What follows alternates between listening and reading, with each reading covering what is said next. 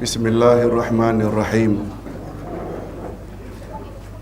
Alhamdulillah wassalatu wassalam ala Rasulillahi amma ba'd. Hadirin dan hadirat rahimakumullah. Assalamualaikum warahmatullahi wabarakatuh. Alhamdulillah, kita bersyukur kehadirat Allah Azza wa Jalla. Berkat taufiknya kita dapat meneruskan lagi majlis ilmu kita dengan akidah Ahlus Sunnah wal Jamaah, pembahasan tentang Mu'tazilah. Kita telah membahas 5 prinsip akidah Mu'tazilah.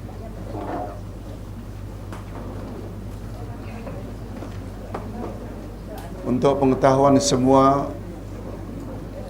Mu'tazilah adalah satu aliran dalam Islam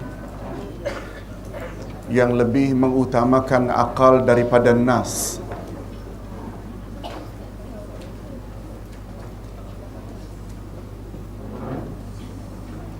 Menurut pandangan mereka, apa-apa nas atau ayat Quran serta hadis Nabi yang bercanggah dengan akal, hendaklah nas tersebut diketepikan dan utamakan akal, dahulukan akal.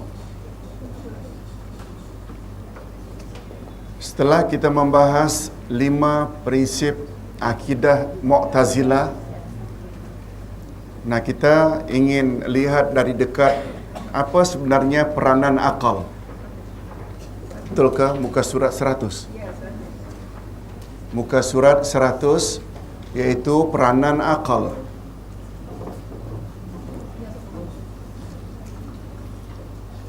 Sampai di mana peranan akal menurut Ahlus Sunnah wal Jamaah?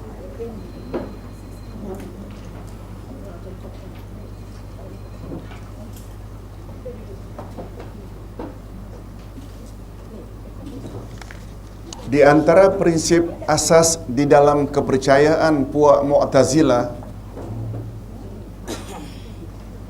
ialah sandaran mereka secara menyeluruh kepada akal atau logika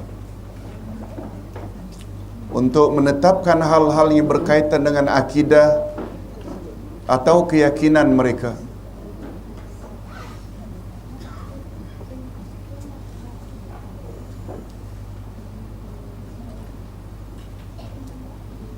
Saya ulang sekali lagi, di antara prinsip asas di dalam kepercayaan puak Mu'tazilah ialah sandaran atau rujukan mereka secara menyeluruh kepada akal atau logika untuk menetapkan hal-hal yang berkaitan dengan akidah dan keyakinan mereka. Dan kesan dari prinsip ini yakni sikap menyandarkan kepada akal untuk mengetahui hakikat sesuatu dan perkara yang berkaitan dengan akidah, lalu mereka akan menghukumkan sesuatu itu baik atau buruk hanya berdasarkan akal semata. Akhirnya, untuk mengukur sesuatu itu baik atau buruk, hak atau batil, rujukannya kepada apa tadi? Akal semata.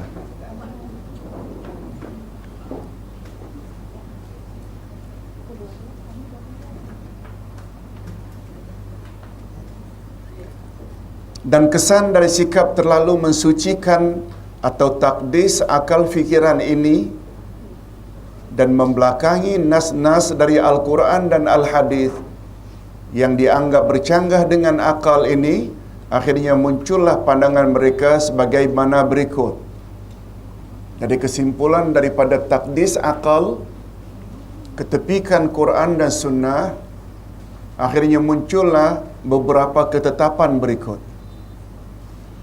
Coba tengok sampai di mana jauhnya pahaman ini dengan pahaman yang selamat Ahlus Sunnah wal Jamaah. Pertama, mereka mentakwilkan atau menukarkan sifat-sifat Allah sebagaimana yang tertera di dalam Al-Quran dan Al-Hadis kepada makna baru yang sesuai dengan akal mereka yang terbatas. Seperti sifat Allah yang paling popular, istiwa, yakni bersemayam, pada makna lain. Al-yad, yakni tangan, kepada makna lain. Al-ain, mata, mereka robah kepada makna lain. Al-mahabbah, cinta. Al-rida, keredaan. Al-ghadab, marah. As-sukht, murka, dan lain-lain. Sebagaimana dimaklumi bahawa Mu'tazilah menafikan semua sifat-sifat Allah. Menurut akal mereka, bila Allah ada zat dan pada masa yang sama Allah ada sifat, bermakna Allah berbilang-bilang. Ada Allah zat dan ada Allah sifat. Itu pemikiran siapa tadi? Mu'tazilah.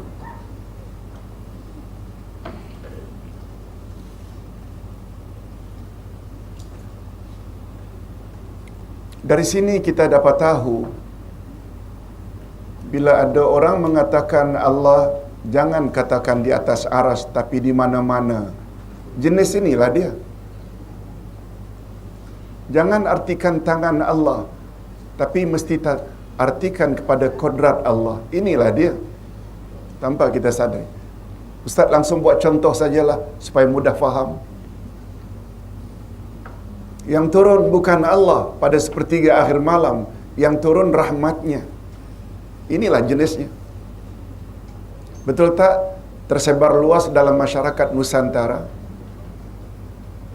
Sebenarnya itu fahaman Mu'tazilah.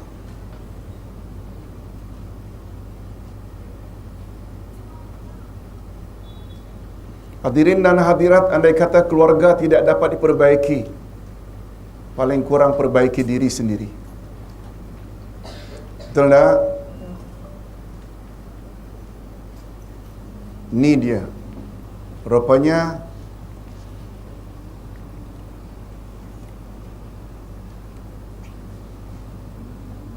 menjadikan peranan akal sedemikian tinggi sampai mengatasi kalamullah dan kalamur Rasul, itu sikap Ahlus Sunnah atau Mu'tazilah. Mu'tazilah. Imam Ibn Katsir, pernah dengar nama ini? Salah seorang pakar dalam ilmu tafsir.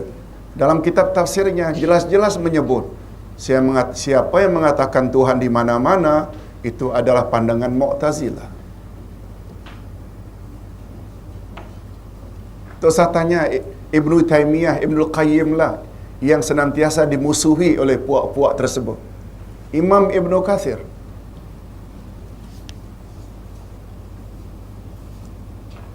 hatta Imam Asy-Syafi'i, adalah mustahil Imam Asy-Syafi'i ikut Asy'ari. Imam Syafi'i meninggal 204. Betul tak? Abu Hasan al-Asy'ari setelah 300. Karena saking tidak setujunya, ada yang mendakwa Ibnu Taimiyah pun Wahabi. Padahal Muhammad bin Abdul Wahab pada tahun 1000 lebih. Ibnu Taimiyah tahun 500-600. Kita jangan emosi dalam hal ini. Kaji dan kaji. Ustaz dulu ada sebut, supaya mempelajari nama Allah selamat, tidak menyimpang, kita kena ingat 3 perkara. Allah Maha Ghaib. Betul tak? Dia wujud tapi tak nampak. Yang paling tahu tentang diri Allah adalah Allah sendiri. Apa yang dia kata dalam Quran, betul tak kita wajib percaya saja? Jangan dibagaimanakan. Insan yang paling tahu tentang Allah adalah Rasulullah, sebab baginda mendapat wahyu. Allah boleh tak beritahu baginda yang Allah tak beritahu pada kita? Selesai masalah. Yang kedua, kesan daripada mengkultuskan, mentakdiskan, mensucikan akal melebihi dari ayat Quran dan hadis Nabi muncul. Yang kedua, pemimpin Mu'tazilah menuduh para sahabat utama sebagai pendusta. Wasil bin Atha berkata, Wasil bin Atha, pernah dengar nama ini? Tolong ikuti. Beliau mendapat gelaran Syekhul Mu'tazilah, leader dari kalangan mazhab Mu'tazilah. Wasil inilah yang keluar daripada kelas pengajian yang diadakan oleh Al-Hasan Al-Basri, ulama Ahlus Sunnah wal Jamaah di Basrah, dengan memulaukan diri, namanya I'tazala.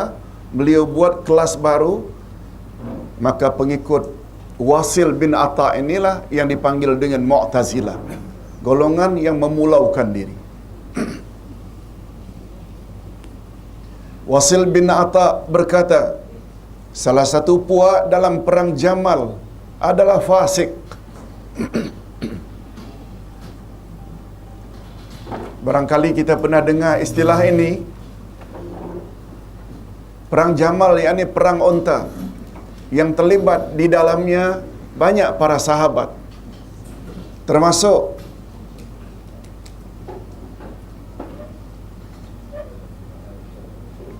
Sayyidatina Aisyah.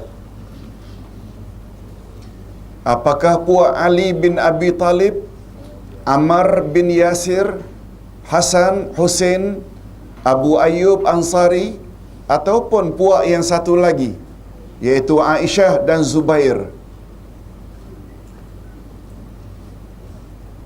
Semua mereka adalah fasik. Kata siapa?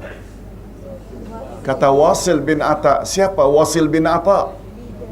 Leader of Mu'tazilah, Syekhul Mu'tazilah, Tuan Syekh, pemimpin tertinggi Mu'tazilah atau pengasas ajaran Mu'tazilah. Ali fasik, Aisyah fasik.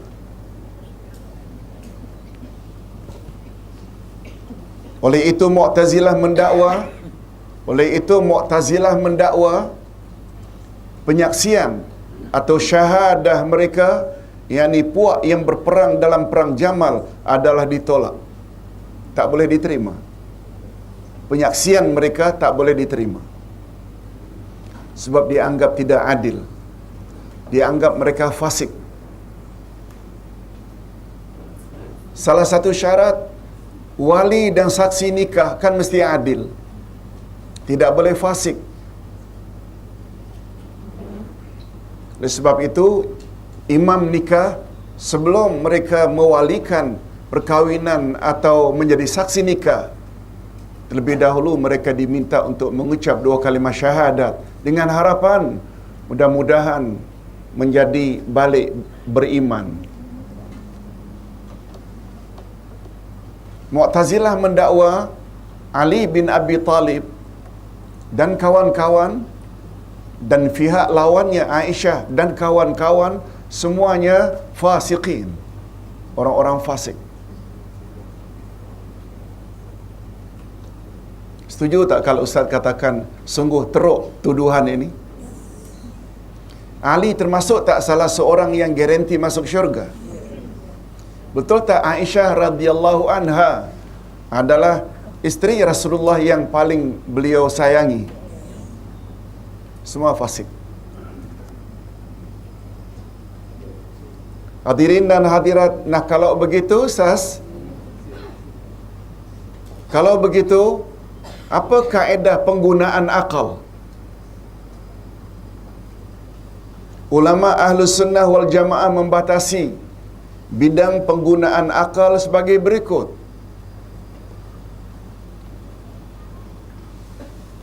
Hadirin dan hadirat, kita tidak nafikan Betul tak peranan akal sungguh tinggi bagi manusia? Boleh tak dikatakan akal pembeza antara baik dan buruk?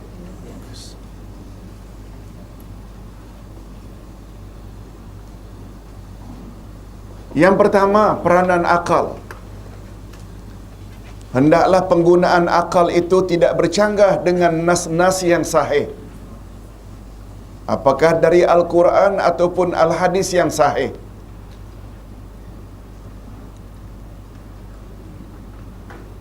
Akal sila gunakan, tapi jangan letakkan akal itu lebih tinggi daripada ayat Al-Quran dan hadis-hadis Nabi yang sahih.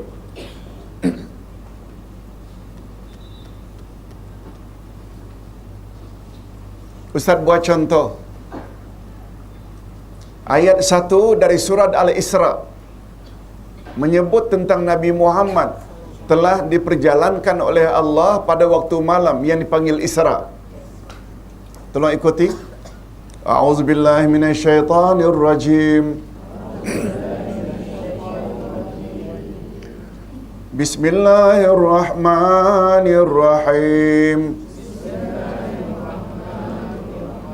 Subhanalladzi asra bi'abdihi laila minal masjidil harami ilal masjidil aqsa. Maha suci Allah yang telah memperjalankan hamba-Nya pada waktu malam dari Masjidil Haram ke Masjidil Aqsa.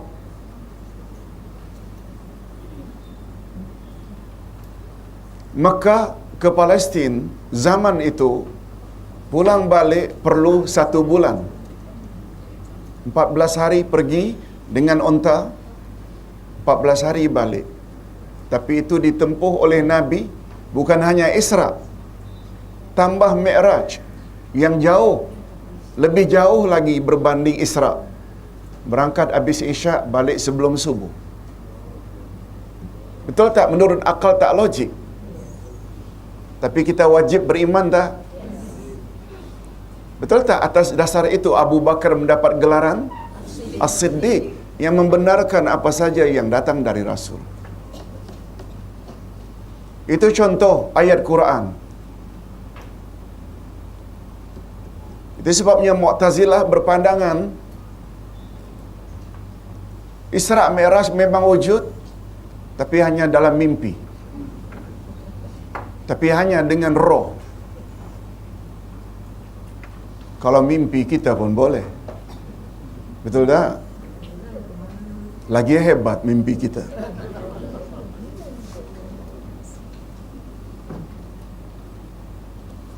Mereka mendakwa tidak logik. Lihat.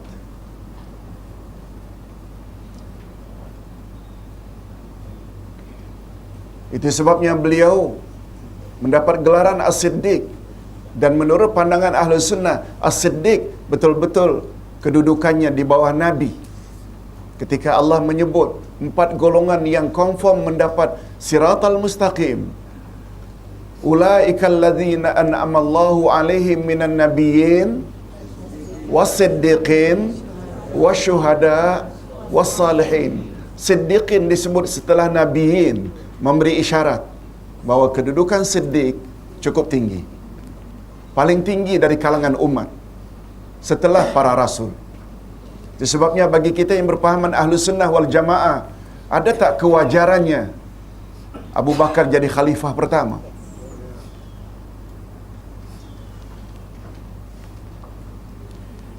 Contoh hadis sahih.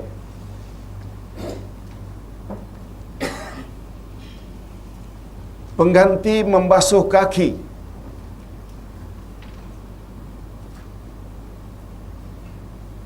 Ketika beruduk adalah menyapu di bahagian atas kaki, bukan bawah. Itu sebabnya kata Sayyidina Ali karramallahu wajhah, Islam agama akal. Tapi Islam jangan diakal-akali. Faham maknanya?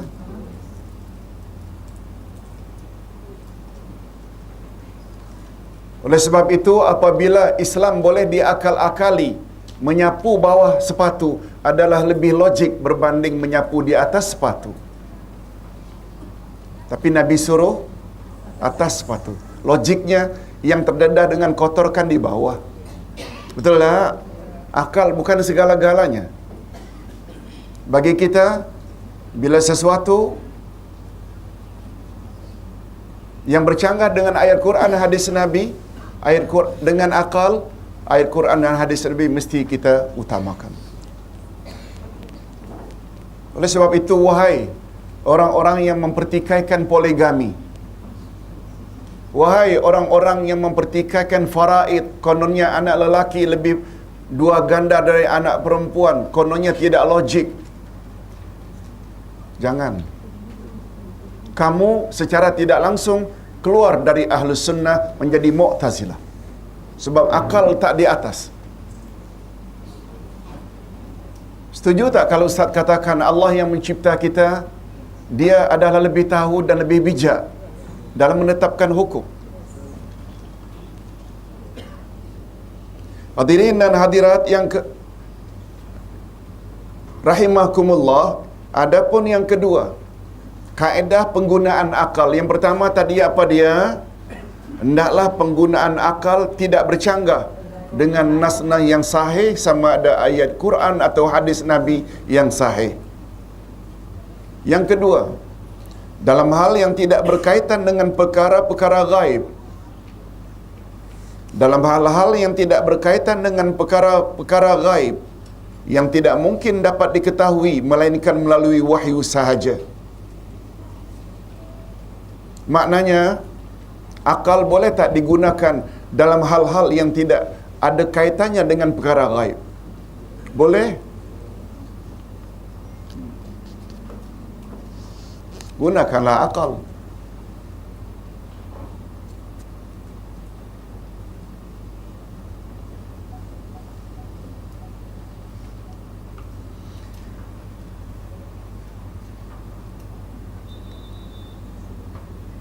Dalam Islam, bila seseorang akalnya tidak function, tidak ada hukum ke atasnya.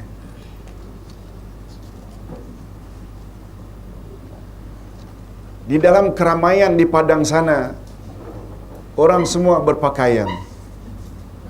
Kalau ada di antara mereka yang tidak berpakaian, tak dosa. Kecuali jika dia ada akal. Maksudnya, kalau dia orang yang gila, tak ada hukum. Betul tak? Menunjukkan Islam, betul tak letakkan akal cukup tinggi, tapi jangan lebih tinggi dari kalamullah dan kalamur Rasul. Itu saja. Itu sebabnya Nabi bersabda, tolong ikuti, la dina liman la aqlalah. Tidak ada agama orang yang tidak ada akal.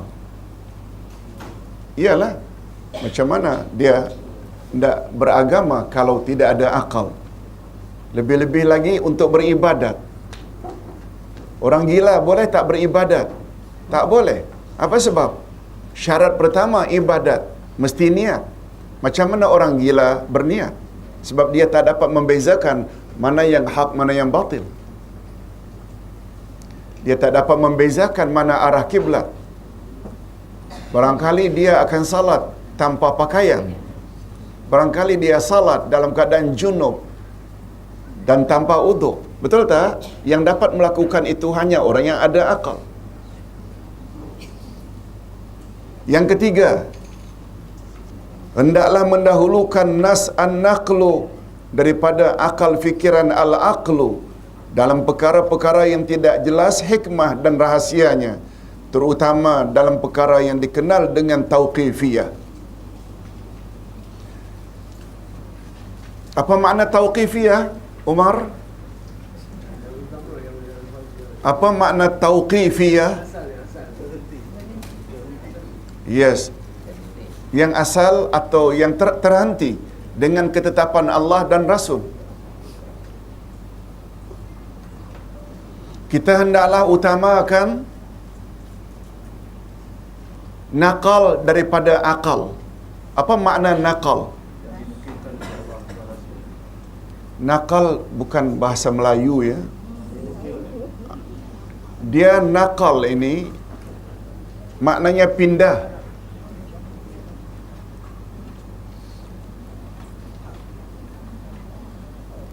Itu sebabnya kalau kita pergi Mekah, Haji, Umrah, bas selalu ditulis dengan nakal jama'i,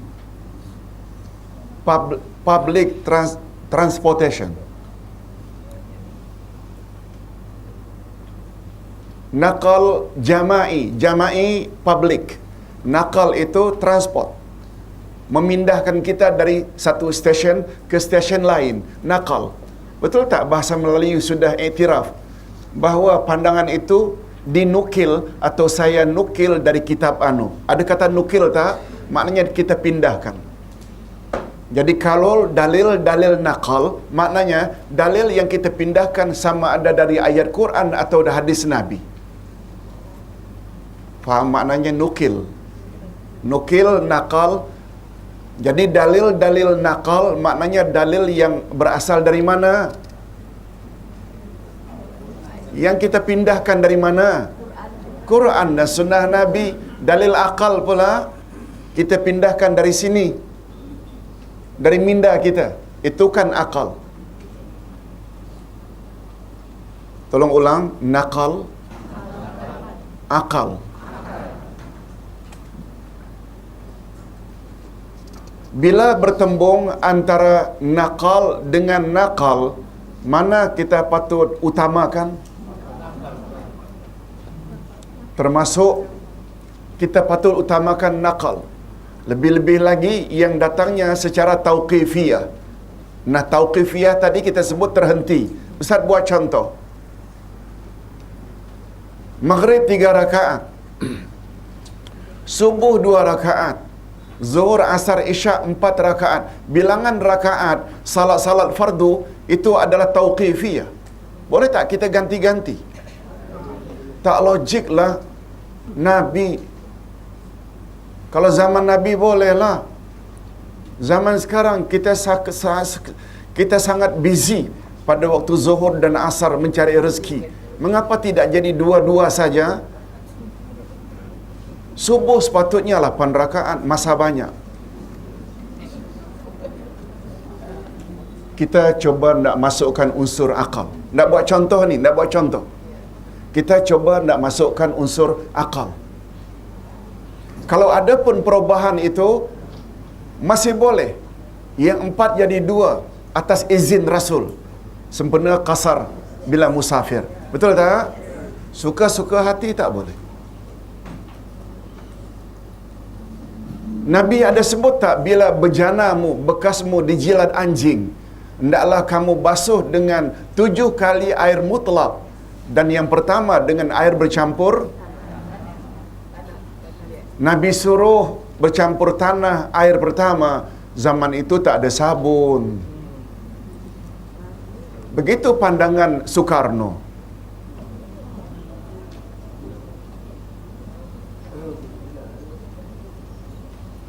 Kita dah ikut mazhab Soekarno ke? Sampai hari ini masih ada umat Islam mempertikaikan. Waktu itu tidak ada sabun, waktu itu tidak ada Dettol, tidak ada.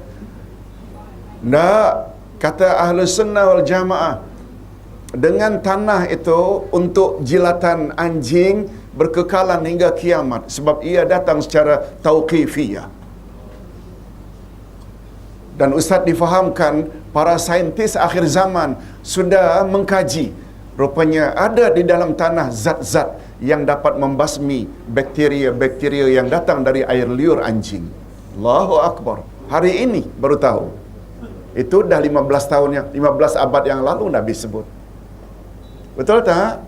Segala ketetapan Nabi bila sahih mesti betul.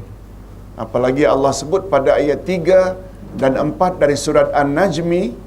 Tolong ikuti. wa ma yantiqu anil hawa in huwa illa wahyu yuha. Tidaklah Nabi bercakap berdasarkan hawa nafsunya, tapi semua percakapan dan pertuturan baginda adalah wahyu. Wahyu. Okey. Hadirin dan hadirat, demikian kaedah penggunaan akal menurut Ahlus Sunnah wal Jamaah. Yang pertama tadi apa dia? Penggunaan akal mesti syaratnya tidak boleh bercanggah dengan ayat Quran dan hadis Nabi yang sahih. Yang kedua apa dia? Dalam hal-hal yang tidak berkaitan dengan perkara ghaib. Maksudnya bukan perkara akidah, bukan hukum hakam.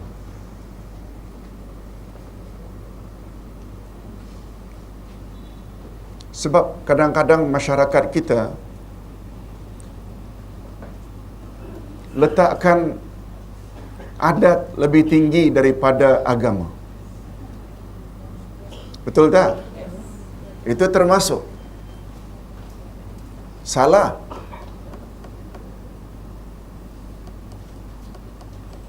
Agama mesti kita utamakan, mengatasi adat. Islam tidak suruh tinggalkan adat. Boleh tak adat yang tidak bercanggah dengan agama dikekalkan? Yes.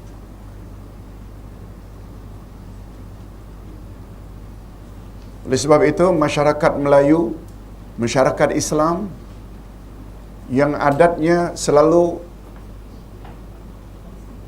disandarkan pada agama, kita melarang anak bergaul bebas, melarang khasnya anak lelaki keluar rumah sesuka hati.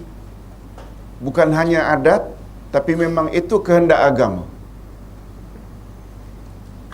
Berbeza tak dengan adat dan budaya di barat? Menghalang anak keluar sesuka hati dianggap bercanggah dengan budaya sana. Anak hendaklah diberi kebebasan. Lihat, bila sesuatu ukuran kebenaran itu disandarkan pada budaya atau adat, dia akan jadi berbeza-beza. Hadirin dan hadirat rahimakumullah. Berikutnya muka surat 102, perbandingan akidah antara Mu'tazilah dan Ahlus Sunnah wal Jamaah. Ini lagi membuat kepada kita suatu pencerahan yang semakin jelas. Sebagaimana dimaklumi bahawa Mu'tazilah mempunyai 5 prinsip utama. Di dalam akidah mereka yang disebut dengan Al-Usulul Khamsah. Apa dia Al-Usulul Khamsah? 5 prinsip tadi. Tauhid, keadilan, janji baik dan janji buruk, tempat di antara 2 tempat, dan amar ma'ruf nahi mungkar. 5 perkara.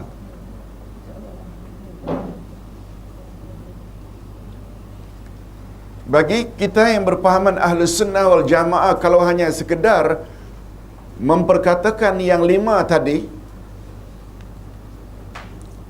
tanpa dibahas dengan lebih jauh, besar kemungkinan Ahlus Sunnah kata, tak banyak beza kita dengan mereka. Ketauhidan, kita betul tak juga memperjuangkan tauhid? Keadilan, betul tak kita juga memperjuangkan keadilan?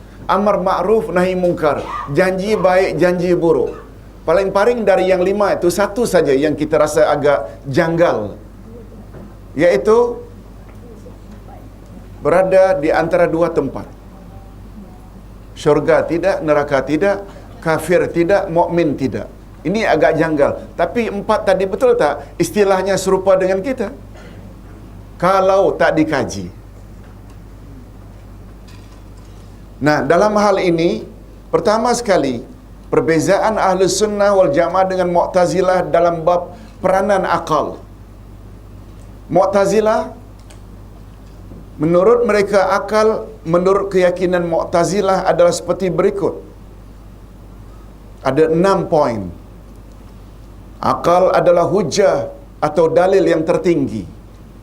Nampak tak di sini dah beza? Bagi kita pula yang tertinggi, dalil kita apa dia? Quran dan hadis Nabi. Yang kedua, akal hendaklah didahulukan daripada syarak atau agama. Bercanggah tak? Kita hendaklah dahulukan syarak daripada akal. Dalil akal adalah dalil yang yakin. Sedangkan dalil syarak adalah zanni atau sangkaan. Allahu Akbar. Kalaulah dalil syarak iaitu kalamullah dan kalamur Rasul itu dikatakan zanni, hanya sangkaan. Akal pula adalah qat'i, putus, confirm. Oh, jauh sungguh. Apa yang mereka artikan? Zalikal kitabula raiba fihi hudan. Inilah kitab Quran, tidak ada sedikit pun keraguan di dalamnya.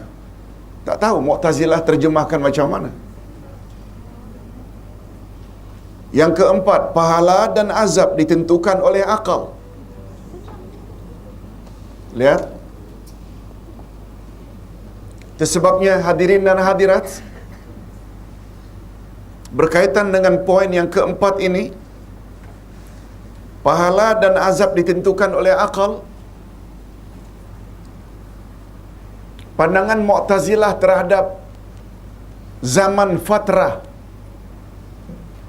Tolong ikuti, zaman fatrah. Iaitu masa kekosongan Rasul.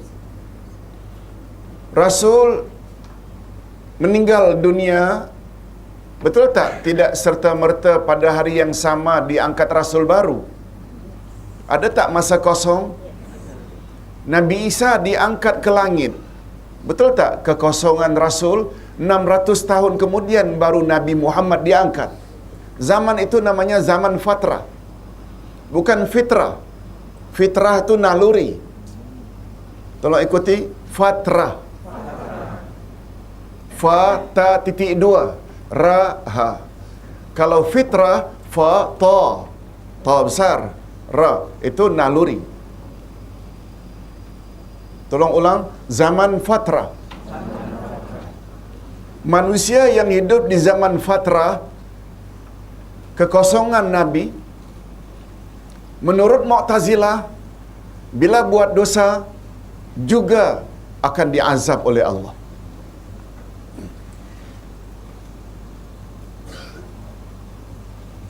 Tahu tak hadirin dan hadirat apa alasan mereka?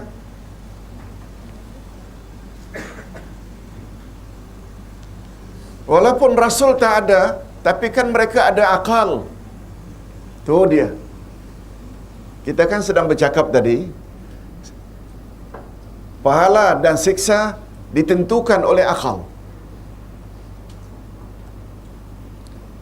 Al-Quranul Karim pula menyebut, kami tidak akan siksa hamba-hamba kami sehingga kami utus rasul-rasul kami terlebih dahulu.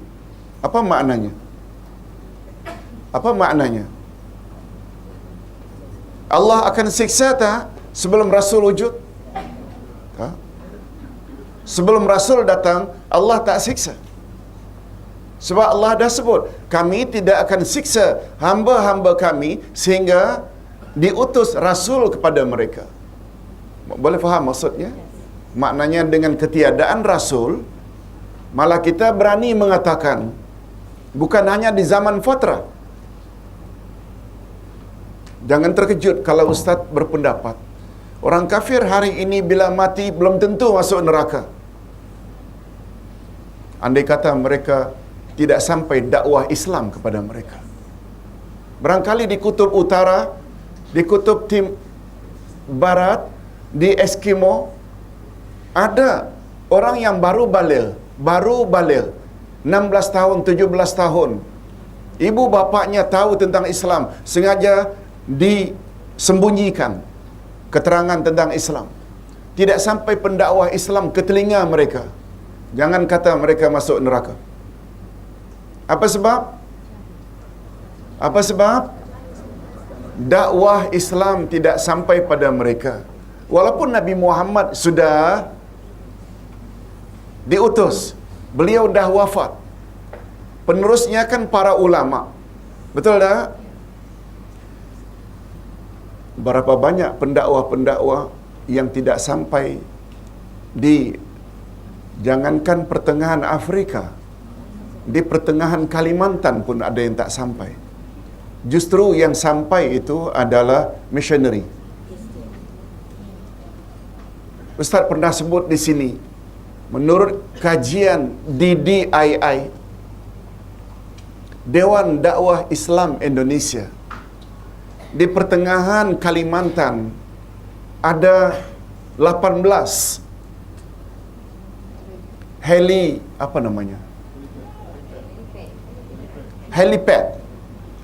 kan namanya? Ya, lapangan terbang untuk helikopter, helipad. 18. Begitu berleluasa mereka dengan bajet yang melimpah-limpah, sementara pendakwa-pendakwa Dewan Dakwah dikirim ke Irian Jaya, ke Kalimantan, kadang-kadang tak sampai ke satu-satu destinasi, 2 hari 2 malam pakai bot melalui sungai. 2 hari 2 malam. Begitu cerita kawan-kawan yang bertugas di dalam. Ada tak kemungkinan dakwah Islam tak sampai pada setengah mereka? Ustaz punya pandangan mereka tetap tidak akan diazab oleh Allah. Tentang macam mana Ahlus Sunnah wal Jamaah lebih kepada cenderung mengatakan, tolong ikuti, ala masyiatillah. Nasib mereka kita serah pada Allah. Karena Allah dah kata, aku tidak akan azab hamba-hambaku sehingga aku utus kepada mereka rasul-rasulku. Kita serahkan kepada Allah nasib mereka. Tapi yang jelas, berdasarkan keadilan Allah, ayat tadi, setuju tak hadirin dan hadirat, Allah Maha Adil? Adil tak seorang ibu bapa kerjanya marah saja tanpa diberitahu peraturan-peraturannya, lalu anak pun melanggar? Kalau di peraturan diberitahu, ditulis, berkali-kali ditegur, itu baru namanya degil. Betul tak? Dimarahi pun wajar tak? Tapi andai kata tak diberitahu bagaimana peraturan dalam rumah tangga, kerjanya marah, langsung dimarahi, tak kena. Betul tak? Itu ibu bapa yang kurang adil. Begitulah lebih kurang Allah yang Maha Adil. Sebelum menyiksa seseorang, Allah akan bukan saja utus Rasul, juga turunkan apa? Kitab. Betul tak? Dengan kedua-dua itu boleh jadikan panduan. Bila tak tahu, maka hukumnya kita serahkan pada Allah. Itu yang namanya orang-orang yang hidup di zaman apa tadi? Fatrah. Apa makna zaman fatrah? Apa pandangan Mu'tazilah orang-orang yang hidup di zaman fatrah andai kata mereka mati? Mereka akan diazab. Walaupun Rasul tak ada, sebab mereka ada akal. Mereka akan beri pahala, mereka buat baik sebab mereka ada akal. Ahlus Sunnah wal Jamaah begitu atau tidak? Tidak. Ahlus Sunnah wal Jamaah cenderung untuk mengatakan nasib mereka diserahkan pada Allah. Dan Ahlus Sunnah cenderung untuk tidak disiksa sebab ayat tadi. Boleh faham? Yes. Hadirin dan hadirat rahimakumullah. Yang kelima, kebaikan dan keburukan hendaklah dikembalikan pada ukuran akal. Kebaikan dan keburukan hendaklah dikembalikan kepada ukuran akal. Menurut siapa ni? Mu'tazilah. Sedangkan kita yang berpahaman Ahlus Sunnah wal Jamaah, kebaikan dan keburukan yang hakiki bila ianya datang daripada Al-Quran dan Sunnah Nabi sallallahu alaihi wasallam. Nanti kita akan sebut bagaimana pandangan Ahlus Sunnah wal Jamaah. Yang keenam, Akal mampu menentukan hukum halal dan haram sebelum syarak. Oh, sebelum agama tetapkan kita sudah mampu menentukan itu halal, itu haram.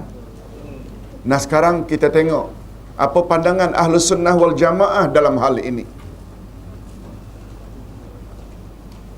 Yang pertama, menurut Ahlus Sunnah wal Jamaah, akal dapat memahami sesuatu tetapi hanya secara global, garis besar saja, secara general. Boleh memang, tapi tidak detail. Yang kedua, syarak mesti didahulukan daripada akal. Apa makna syarak tadi? Agama. Yang ketiga, syarak adalah maksum, selamat dari kesalahan, dan akal tidak maksum. Kalau dikatakan akal tidak maksum, ada tak kebarangkalian akal itu tersalah? Yes. Yang keempat, akal yang sejahtera adalah selama ia sesuai dengan kehendak syarak. Akal yang sejahtera selagi ia bersesuaian dengan kehendak syarak. Yang kelima, hukum hakam yang terperinci adalah di antara ciri-ciri khas syarak. Hukum hakam yang terperinci maknanya secara detail, itu hanya ciri-ciri khas dalam syarak. Kalaulah kebaikan dan keburukan ditentukan oleh akal, setuju tak kalau Ustaz katakan dia akan jadi berbeza-beza? Tidak baik membiarkan anak bebas keluar rumah sesuka hati dan bergaul.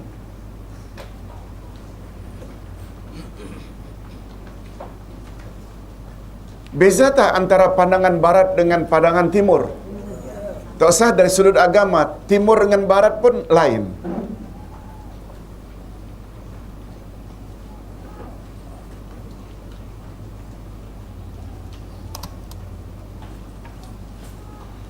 Orang Melayu apabila makan, bila dah habis betul baru tambah, dikatakan kurang adab.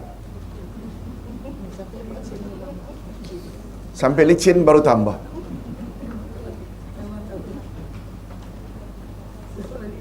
Ustaz tak tahu ini Riau saja atau sini juga? Sini. Walaupun agak satu genggam, satu suap, tinggalkan tambah. Tapi bila tinggal segenggam dua, lalu tambah, di negara Arab, itu tamak. Tak sebut budaya. Berbimbingan tangan lelaki dengan lelaki macam biasa saja di Nusantara. Tapi itu lambang homoseksual kalau di negara Arab.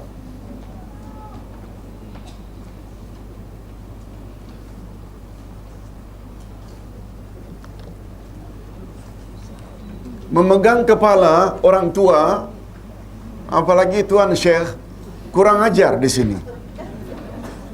Di Arab pula itu sebagai lambang penghormatan.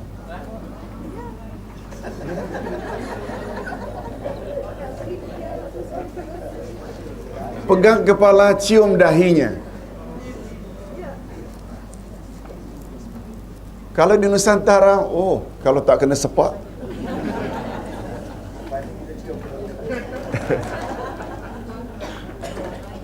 Boleh faham maksud Ustaz? Bilalah baik buruk itu akal semata, dia akan jadi berbeza-beza. Itu sebabnya penentu sebenar baik buruk itu syarak saja. Hadirin dan hadirat rahimakumullah.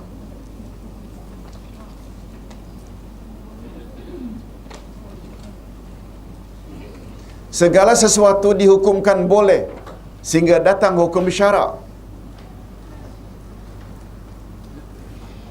Hadirin dan hadirat, segala sesuatu termasuk yang berkaitan dengan makanan, minuman, pakaian Hukum asalnya dilarang atau boleh? Boleh. Sehingga datang larangannya dari syarak. Nak memakai pakaian nylon ke, cotton ke, wool ke, laki-laki, boleh tak? Dari serat nenas ke, serat kayu ke, goni ke? Boleh tak? Wahai lelaki, pure silk, haram. Itu saja yang tak boleh. Nak makan daging apa saja binatang, boleh. Tapi ada binatang-binatang tertentu yang tak boleh dimakan. Oleh sebab itu, pada asal usulnya, segala sesuatu adalah boleh. Tapi beza dengan kaedah ibadat. Asal usul ibadat semuanya dilarang, kecuali datang suruhannya dari syarak. Boleh faham?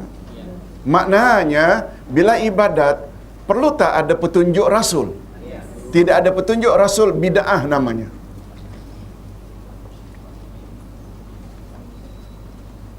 Salat duha ada tak? Salat tahajud witir ada tak? Salat rawatib, qabliyah, ba'diyah ada tak? Laksanakan. Yang tak ada, jangan buat.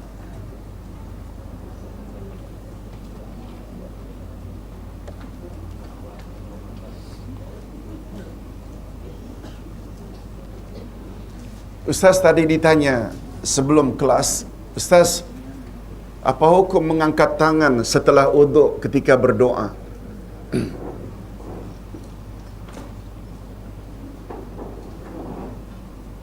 Ustaz jawab, para ulama berbeza pendapat. Ada yang mengatakan Rasul tidak angkat tangan. Ada yang mengatakan dia termasuk keumuman hadis Nabi. Barang siapa yang berdoa sambil mengangkat tangan, Allah merasa malu untuk tidak mengabulkan doanya. Boleh faham? Oleh sebab itu, orang yang ingin angkat tangan berdasarkan keumuman, silakan. Tak mau angkat pun, silakan. Betul tak? Senang saja. Ustaz nasihatkan jangan jadikan perkara itu perkara besar, sehingga timbul bid'ah membid'ahkan. Bukan perkara utama itu. Syekh Utsaimin, ulama besar Arab Saudi setelah Bin Baz. Bin Baz kan biasa. Saleh Utsaimin, apabila kamu berjamaah di belakang imam yang membaca qunut subuh, angkat tangan, aminkan. Kalau di rumah kamu yakin itu tak kuat, jangan buat. Selesai. Ulama besar punya pandangan. Betul tak? Banyak perkara yang kita perlu sampaikan dalam masyarakat. Jangan yang kecil-kecil ini jadi terhalang. Ustaz buat macam itu. Yassiru wala tu'assiru. Di rumah Ustaz tidak kunut. Tapi bila kuliah subuh, Ustaz raikan. Banyak perkara akidah, tafsir Quran tak disampaikan. Gara-gara tak kunut, memang tak akan diundang lah. Bukanlah minta diundang sangat, benar pun sebenarnya. Terhalang, tak menyampaikan sesuatu. Betul tak itu strategik dalam berdakwah? Allahu Akbar. Cuma, orang macam Ustaz selalu dituduh tidak kuat pendirian.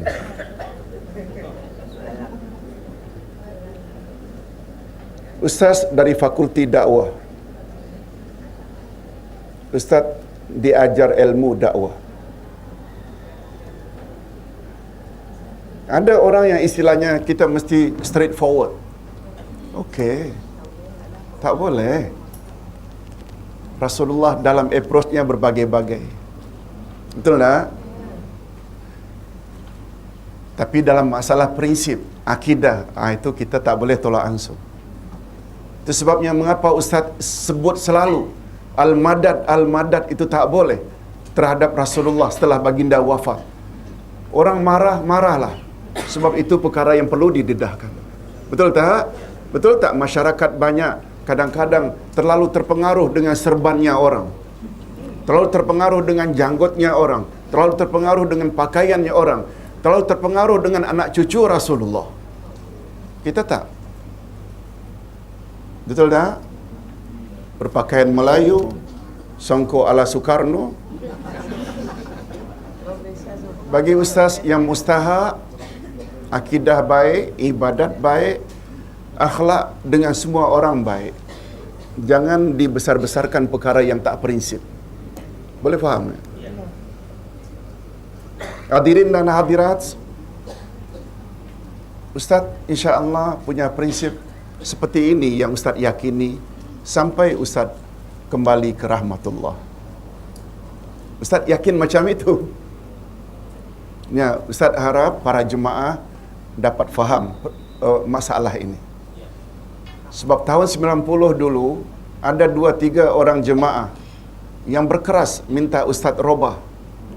Ustaz bilang, sama ada Ustaz teruskan atau kamu jangan hadir lagi. Begitu saja. Dan 3 orang itu memang tak muncul-muncul. Ustaz kira biar yang 3 kita korbankan, asal 300 orang selamat. Betul tak? Ini prinsip. Hadirin dan hadirat rahimakumullah.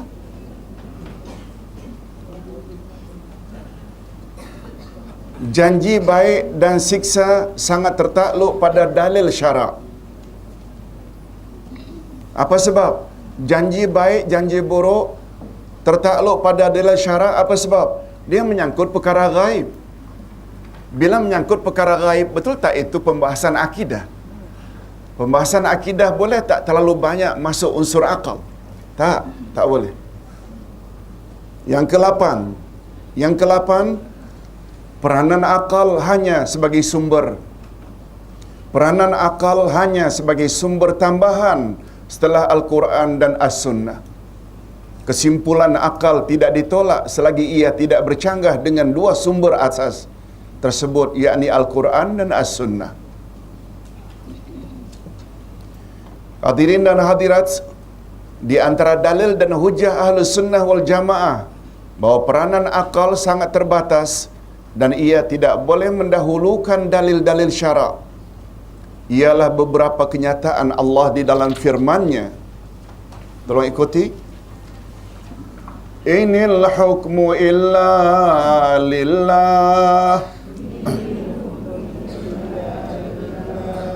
Menetapkan hukum itu hanya hak Allah. Menetapkan hukum adalah hak Allah. Kesimpulannya, hak atau pihak yang mempunyai otoriti untuk menetapkan suatu hukum adalah hanya Allah Subhanahu wa taala atau para rasulnya. Karena mereka adalah utusan-utusan resmi Allah. Bukan hak atau otoriti akal yang sangat terbatas kemampuannya.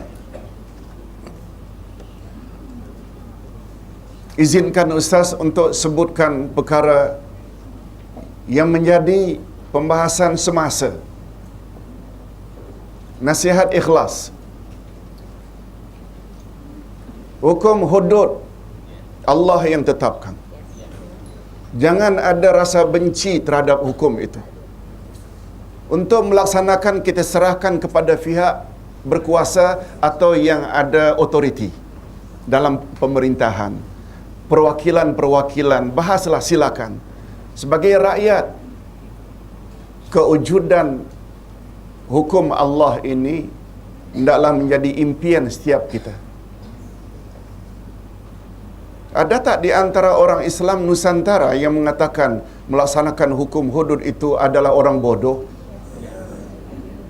Bagi Ustaz, itu statement yang cukup berbahaya.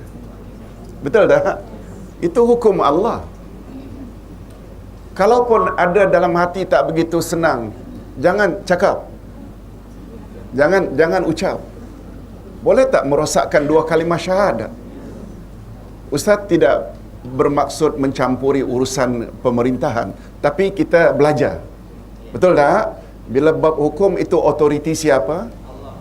Sebab kita bimbang, salah satu dari 8 syirik besar namanya syirkul hakimiyah, syirik hukum. Hadirin dan hadirat, apa makna syirik? Menduakan Allah, menyengutukan Allah dalam hal-hal itu hanya milik Allah. Bila Allah mengetahui perkara gaib, lalu kita mendakwa bomo juga tahu perkara gaib, syirik tak? Itu namanya syirik sifat. Kalau Allah dah menetapkan ini halal, ini haram, ada pihak lain merubah hukum itu namanya syirik hukum. Syirik hukum atau syirkul hakimiyah termasuk syirik besar. Betul tak syirik besar dapat menghancurkan segala amal saleh? Mengapa tak bimbang? Hadirin dan hadirat rahimakumullah. Alhamdulillah, dalam persemian pembangunan tahap 2 sekolah di Batam, Ustaz baru balik semalam dari Batam. Jumaat pagi Ustaz di sana dihadiri oleh Gubernur dan Wali Kota. Setelah memberi tausiat dan pencerahan, langsung Gubernur minta Ustaz datang lagi hari Selasa nanti. Ini yang Ustaz nak umumkan. Polo tak ada. Ustaz perlu raikan pemimpin tertinggi di Kepulauan Riau, Gubernur minta langsung dalam ucapannya, Ustaz, kita ada pertemuan dengan seluruh pucuk pimpinan di Kepulauan Riau. Ustaz tolong datang beri pencerahan. Betul tak? Satu timing yang sangat, dan kita boleh jumpa tiap minggu di sana. Betul tak? Itu maksud Ustaz. Ustaz sungguh yakin dengan kaedah yang Nabi perkenalkan. Tolong ikuti. Khairun nas anfa'uhum linnas. Sebaik-baik manusia adalah orang yang paling banyak memberi manfaat kepada orang ramai. Betul tak? Makin ramai orang dapat manfaat. Ini bukan kita minta, mereka yang minta. Kita tak ada alasan untuk menolak sebenarnya. Betul tak? Hadirin dan hadirat rahimakumullah. Yang kedua, firman Allah, wa ma kana lil mu'min wala mu'minah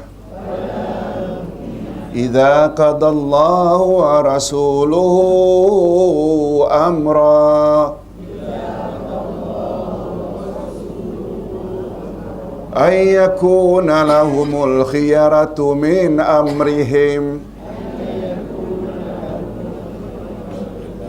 wa man ya'sillaha wa rasulahu faqad dhalla dhalalan mubina.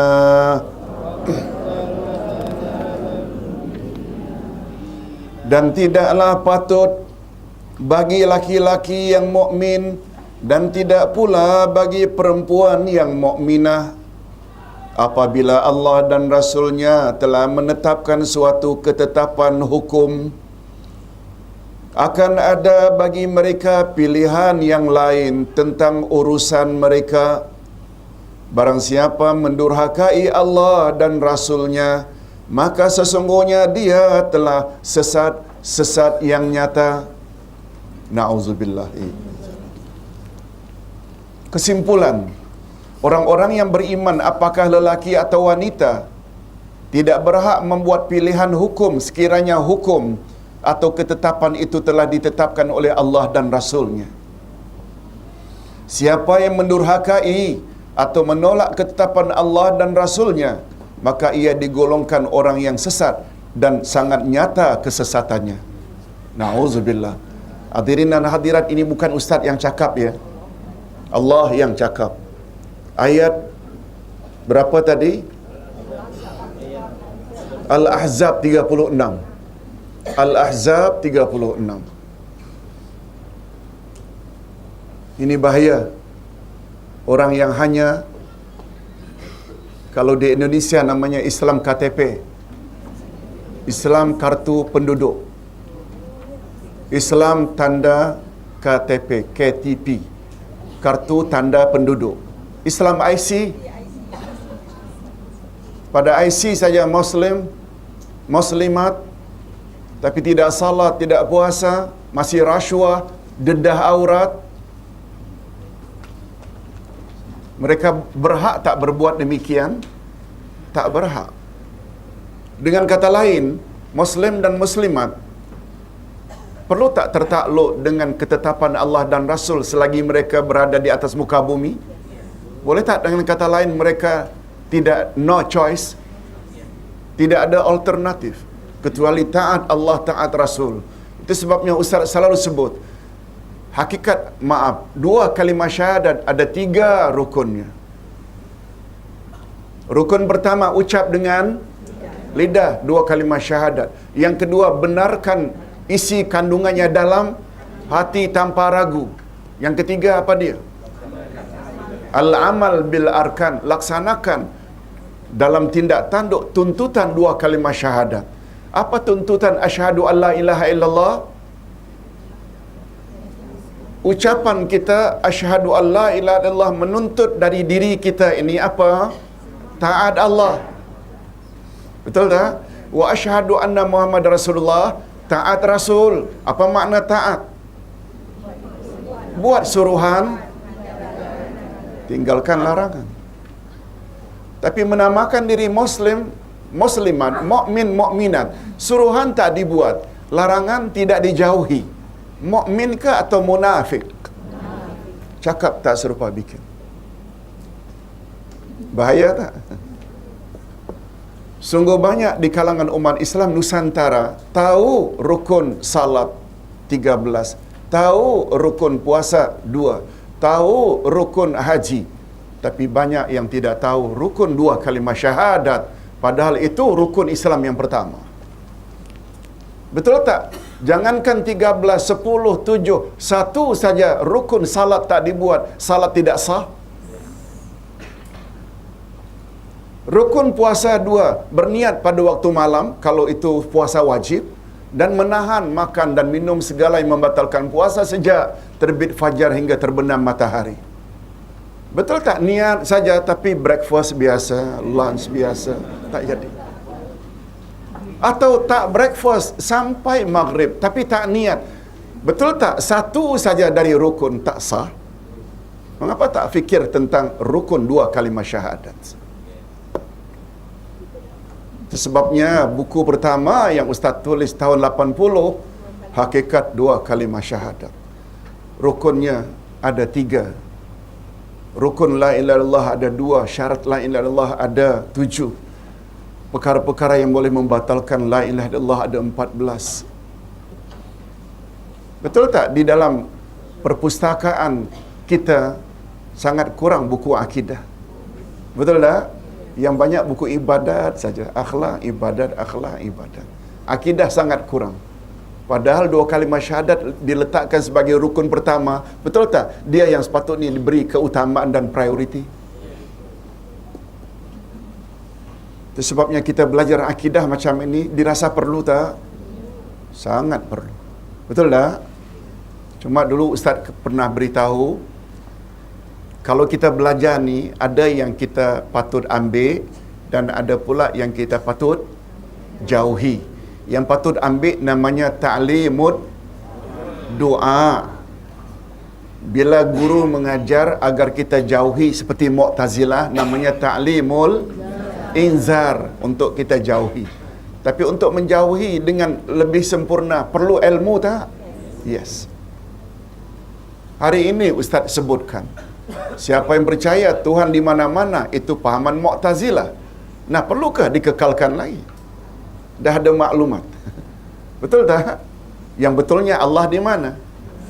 Allah di atas, Allah di langit. Dan langit itu dalam bahasa Arab maknanya atas. Segala yang mulia memang wajar di atas. Tapi ilmu Allah di mana? Baru di mana-mana. Ilmu Allah bukan hanya di langit. Ilmu Allah di mana-mana. Betul tak? Allah tahu bukan saja kedatangan kita, tapi nawaitu kita pun Allah tahu. Itu ilmu Allah. Hadirin dan hadirat, kita bawa satu lagi hujjah dari Al-Quran. Fala wa rabbik la yu'minuna hatta yuhakkimuka fima syajara bainahum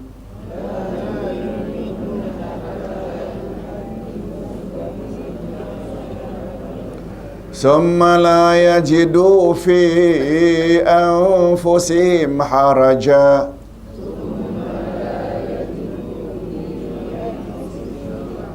mimma qadaita wa yusallimu taslima.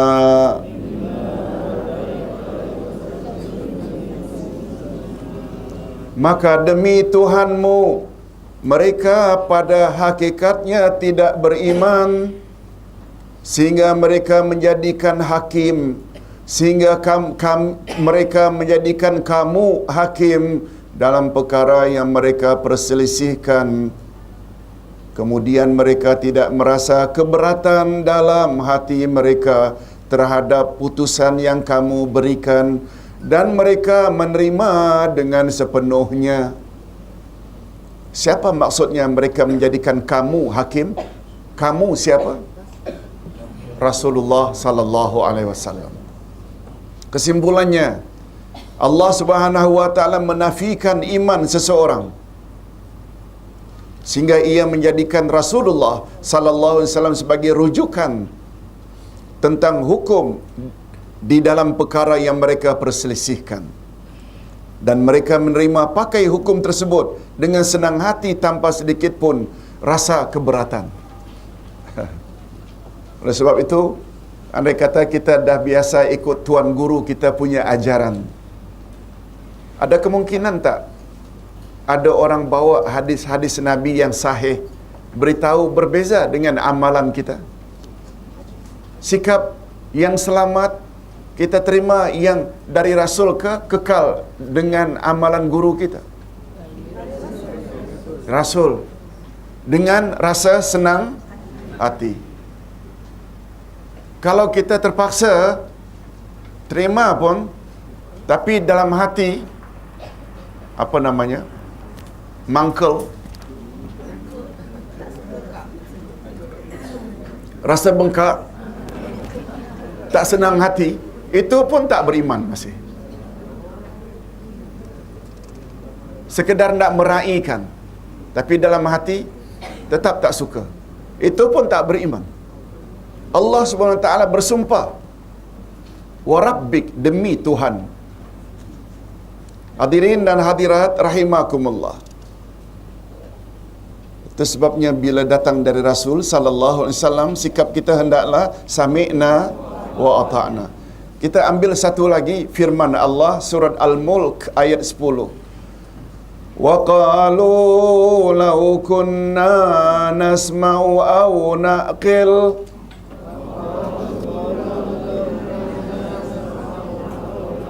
ma kunna fi ashabis sa'ir. Dan mereka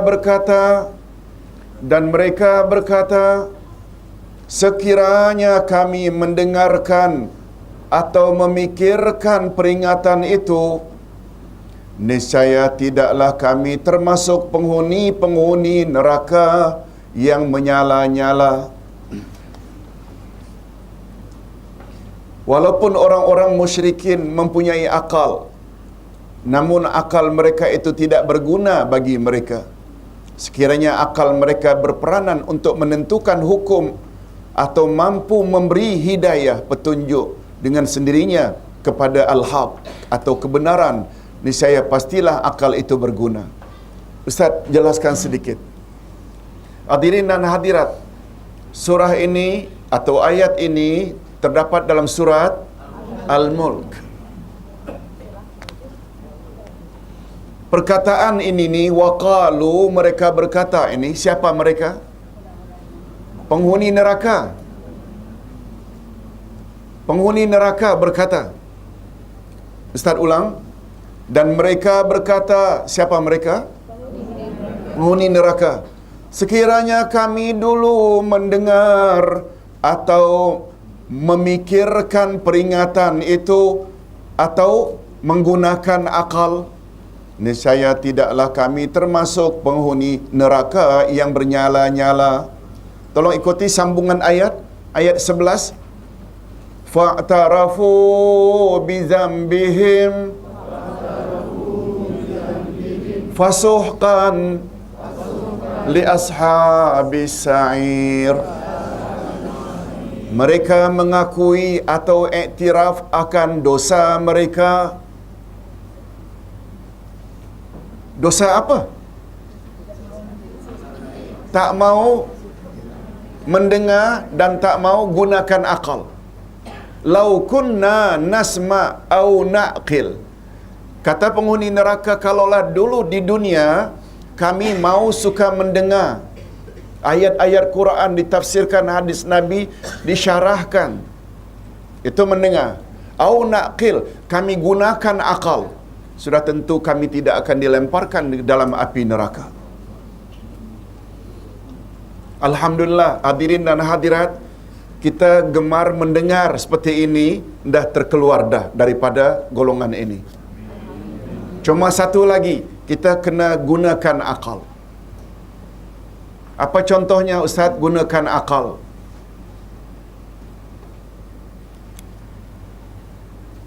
Ibu bapa, maaf kalau Ustaz buat teguran terbuka, bukan kepada orang tertentu.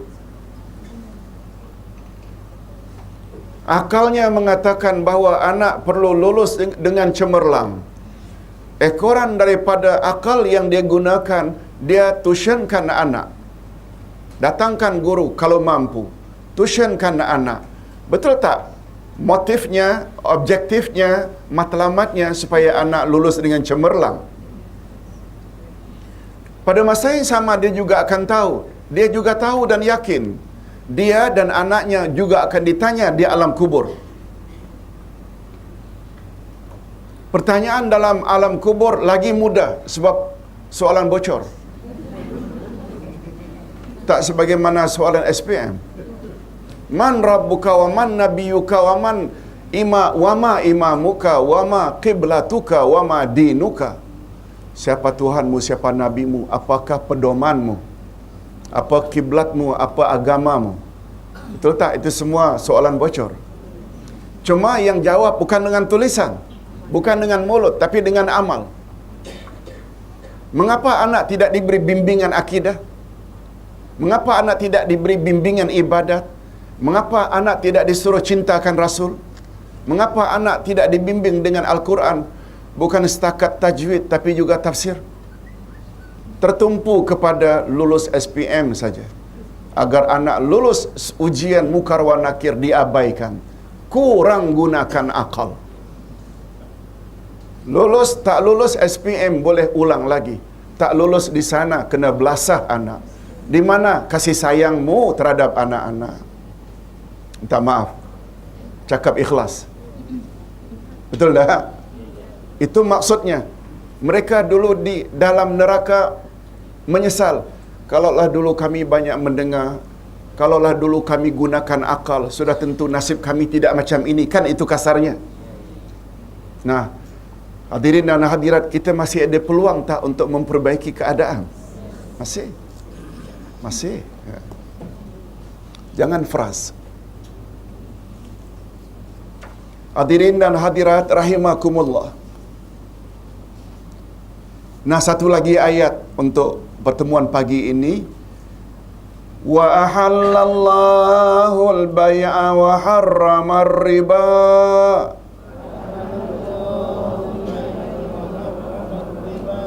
Padahal Allah telah menghalalkan jual beli dan mengharamkan riba. Kesimpulannya, dengan adanya ketentuan hukum halal terhadap jual beli dan hukum haram terhadap riba di dalam ayat di atas, menunjukkan bahawa penentuan hukum halal dan haram hanyalah milik syarak atau milik agama. Bila disebut agama, betul tak rujukan utamanya kalamullah dan kalamur Rasul, bukan hak atau milik akal manusia. Bagus juga, sempurna ini Ustaz ingin bawa satu kisah.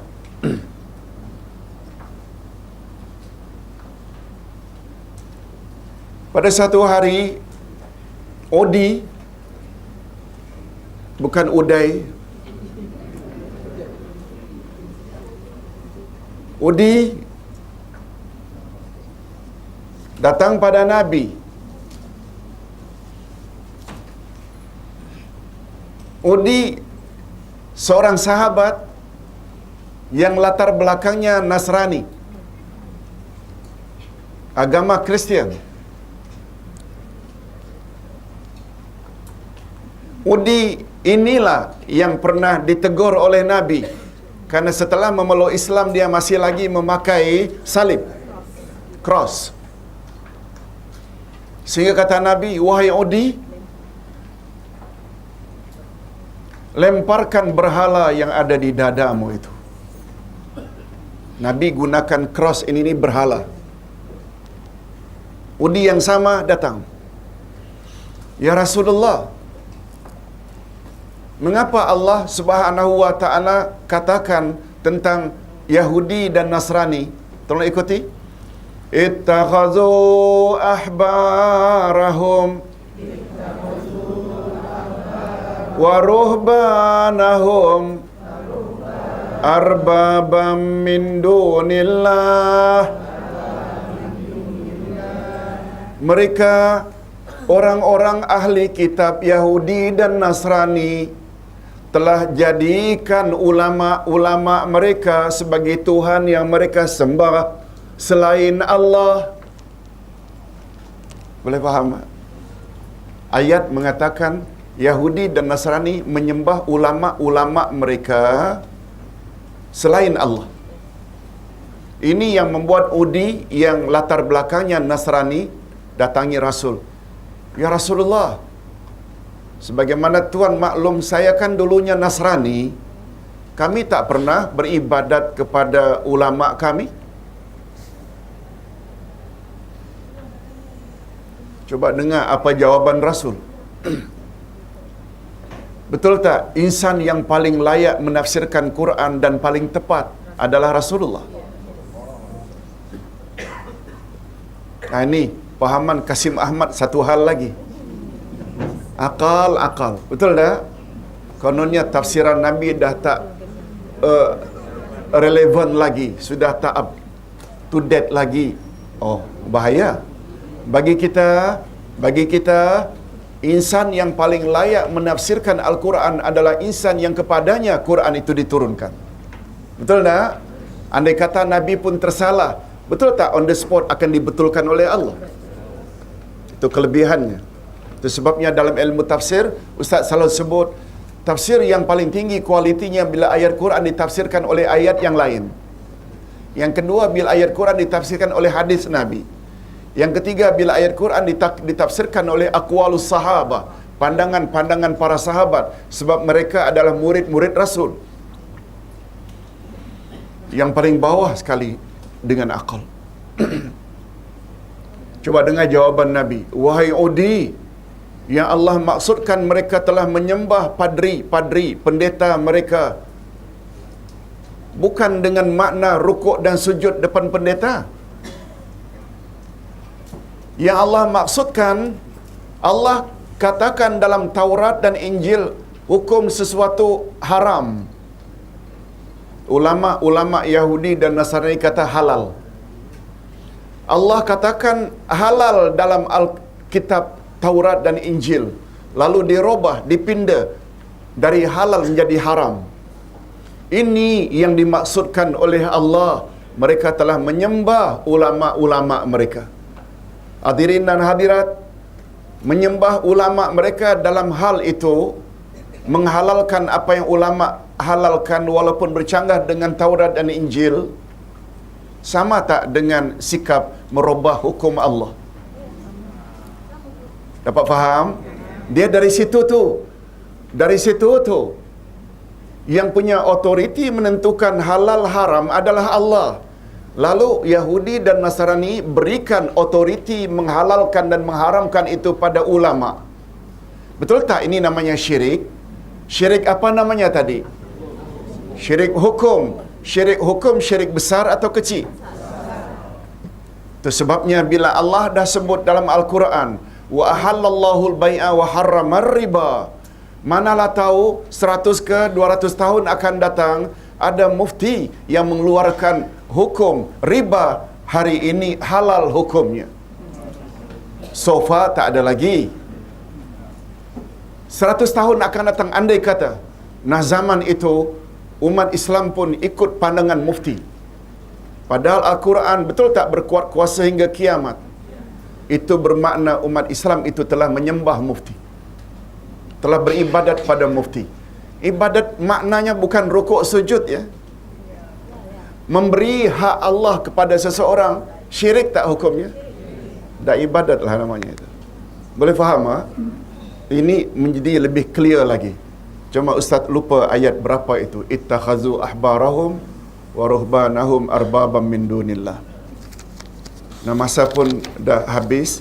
Kebetulan di sini ada beberapa soalan. Izinkan Ustaz untuk membacanya dan jawab secara ringkas. Ustaz,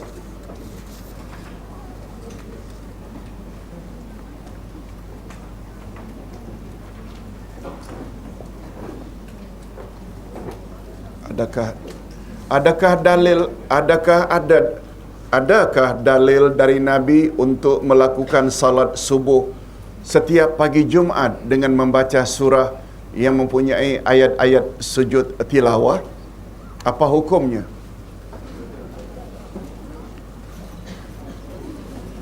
Ada hadis Nabi sallallahu alaihi wasallam yang baginda galakkan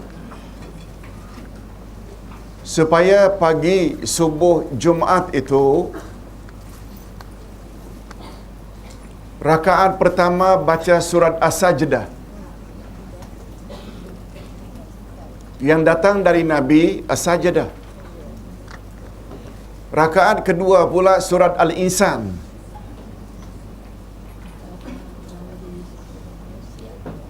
Ada datang dari Nabi sallallahu alaihi wasallam.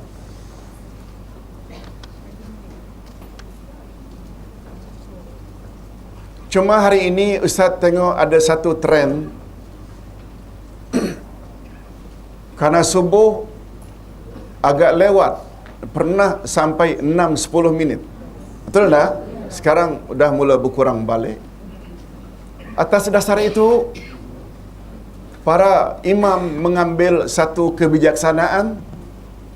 Jangan sampai jemaah enggan untuk datang berjamaah. Mereka baca surat As-Sajdah saja.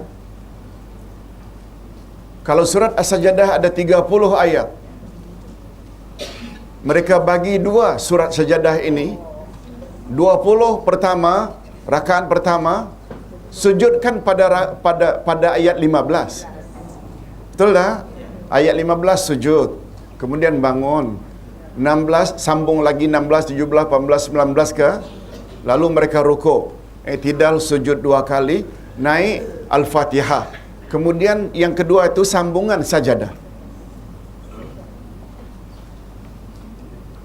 Hadirin dan hadirat, ada orang yang mempertikaikan. Ustaz beri pandangan Ustaz. Dalam perkara-perkara sunat, kita boleh buat apa yang kita termampu. Tolong ikuti kaedah ma la yudrak kulluh la yutrak julluh. Barang siapa yang tidak dapat melakukan semuanya, jangan pula ditinggalkan semuanya. Boleh faham? Siapa yang tidak dapat buat semuanya, jangan tinggal semuanya. Umpamanya sabda Nabi, siapa yang puasa Ramadan, kemudian dia puasa pula 3 hari setiap bulan, seolah-olah dia puasa sepanjang tahun. Berapa yang kita termampu, kita buatlah. Tak sebagai suatu kemestian. Baiklah. Jika umpamanya dia tidak hafal, Diletaknya stand lalu diletakkan di depan sana. Boleh tak? Masih boleh. Itu yang dia termampu. Hadirin dan hadirat rahimakumullah.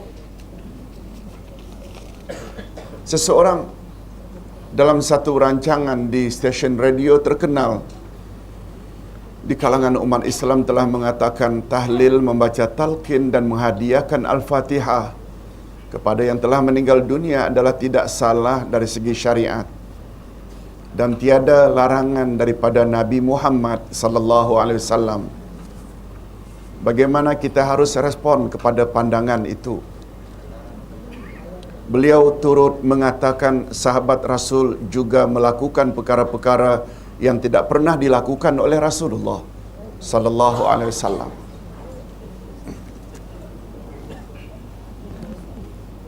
Perlu Ustaz jawab ke?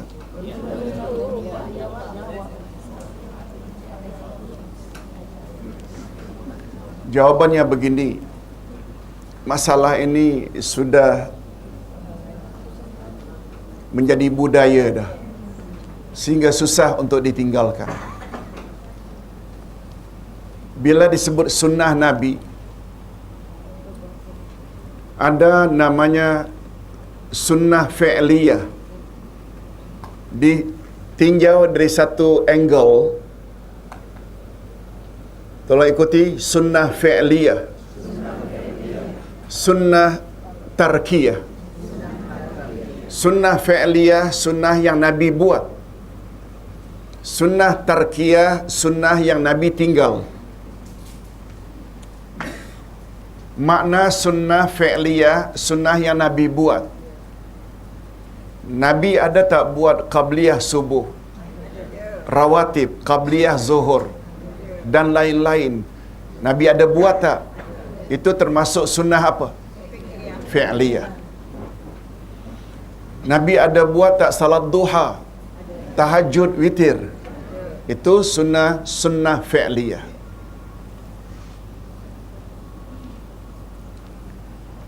Bila Nabi tidak buat, maknanya itu sunnah tarkiyah. Tarkiyah apa maknanya? Meninggalkan. Baru namanya kita ikut sunnah. Kita buat apa yang Nabi buat, kita tinggalkan apa yang Nabi tinggalkan. Nabi tidak buat ini nih. Sempena hari ketiga, ketujuh, Nabi ada buat tak? Lalu dikategori dalam fi'liyah atau tarkiyah. Mengapa awak buat yang Nabi tak buat? Ustaz kira itu jawabannya. Yang kedua, sahabat juga ada buat apa yang Nabi tak buat. Ini banyak kekeliruan.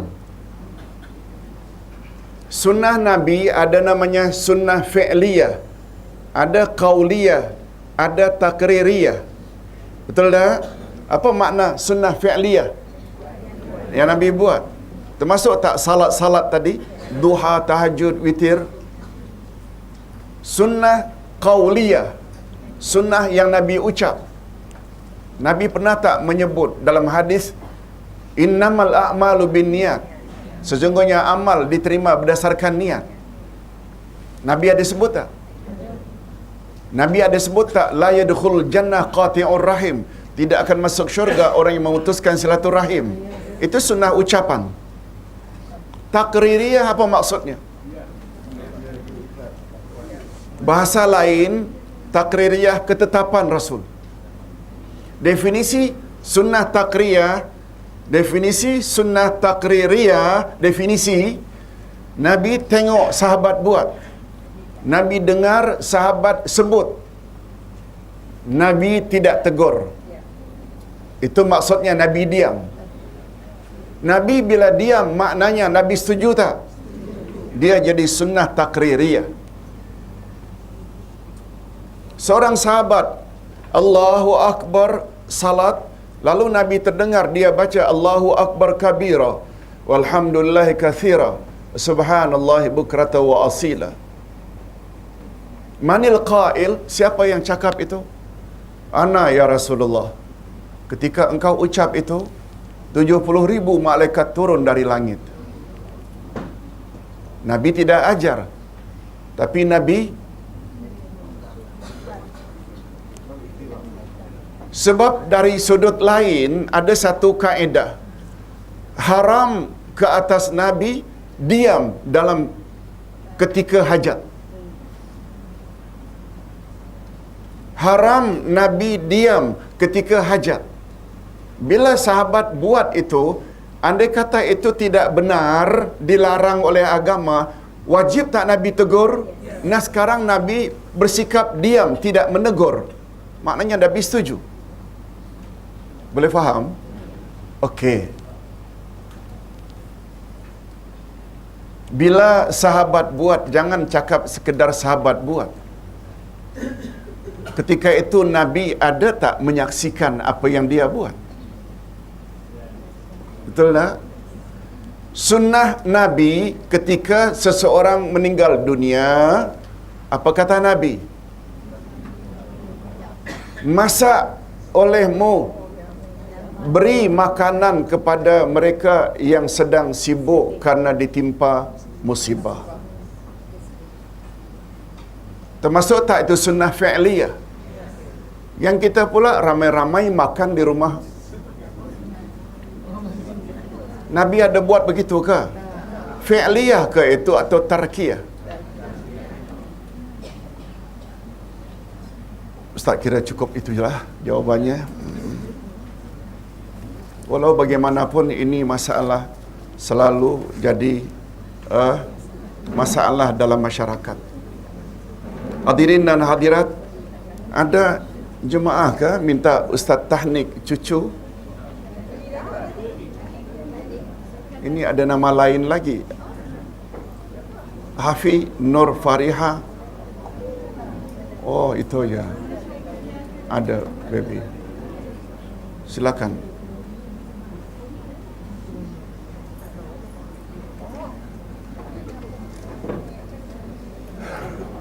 Boleh tunggu sebentar ya? Boleh? Ustaz tahu semua rushing nak pergi ke pengantin. Ustaz juga. Hafi ya? Hafi Nur Fariha. Okey. Adik pegang aja dah ya. Boleh. Ini baby kita namanya Hafi Nur Fariha binti Muhammad Firdaus. Ini bapaknya, ini ibunya. Bismillah.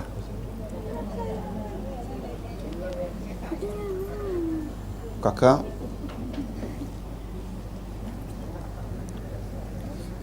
Bismillah. Saya duduk mana dia? Duduk mana? Okey. Kita doa bersama. Bismillahirrahmanirrahim. Alhamdulillahirabbil alamin. Wassalatu wassalamu ala asyrafil anbiya'i wal mursalin wa ala alihi wa sahbihi ajma'in. Allahumma inni u'idzu Hafi Nur Fariha binti Muhammad Firdaus bika wa dzurriyyataha minasyaitanir rajim. Ya Allah, kami mohon perlindungan-Mu untuk Hafi Nur Fariha binti Muhammad Firdaus dan keturunan zuriatnya dan zuriat keturunannya daripada gangguan syaitan. Allahumma faqih Hafi Nur Fariha binti Muhammad Firdaus fid din wa 'allimha ta'wil. Ya Allah, berilah Hafi Nur Fariha ilmu agama yang mendalam dan berilah ia kemampuan menafsirkan Al-Quran. Ya Allah, permohonan yang sama juga kami mohon kiranya Engkau anugerahkanlah untuk kami, anak-anak dan cucu-cucu kami semuanya, sehingga kami menjadi hamba-hamba-Mu yang saleh dan salihah, bahagia dunia dan bahagia akhirat.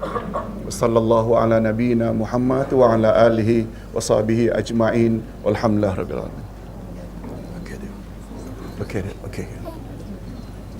Ustaz minta tolong sedikit lagi doa untuk Datuk Mukhtar dan isterinya Datin Latifah, tuan punya restoran, dan keluarga mereka yang sedang menjalani umrah sekarang ini. Alhamdulillahirrabbilalamin. Wassalatu wassalamu ala asyrafil anbiya'i wal mursalin wa ala alihi wa sahbihi ajma'in. Allahumma inna natawassalu ilaika bi asma'ikal husna wa sifatikal ulia an tunazila alaina ar-rahmat wal barakata wal maghfirah khasatan Datuk Mukhtar wa Datin Latifah wa ailah bi rahmatika ya arhamar rahimin. Allahumma ja'al umratahum umratan mabrurah wa sa'yuhum sa'yum mashkur wa amalan mutaqabbala bi rahmatika ya arhamar rahimin. Ya Allah, kami bertawassul kepadamu melalui nama-namamu yang mulia dan sifat-sifatmu yang maha tinggi. Kiranya Engkau limpahkanlah kepada kami semua rahmatmu, berkatmu, ampunanmu, keselamatan dan kejayaan, khasnya untuk Datuk Mukhtar dan isterinya Datin Latifah sekeluarga birahmatika ya arhamar rahimin. Ya Allah, jadikanlah umrah mereka umrah yang Engkau terima, sa'i yang disyukuri, dan amal yang makbul birahmatika ya arhamar rahimin. Wa sallallahu ala nabiyyina Muhammad wa ala alihi wa sahbihi ajma'in. Alhamdulillah rabbil alamin. Ustaz ingin umum sekali lagi, kelas polo tak ada ya. Kelas polo Ustaz dah sebenarnya masukkan dalam Telegram, iaitu Selasa dan Rabu Ustaz tak ada di sini. InsyaAllah kita jumpa minggu hadapan. Salam. Ahad ada di sini. Okey, Ahad seperti biasa ada di sini. Subhanakallahumma wa bihamdika asyhadu an la ilaha illa anta astaghfiruka wa atubu ilaik. Assalamualaikum warahmatullahi wabarakatuh.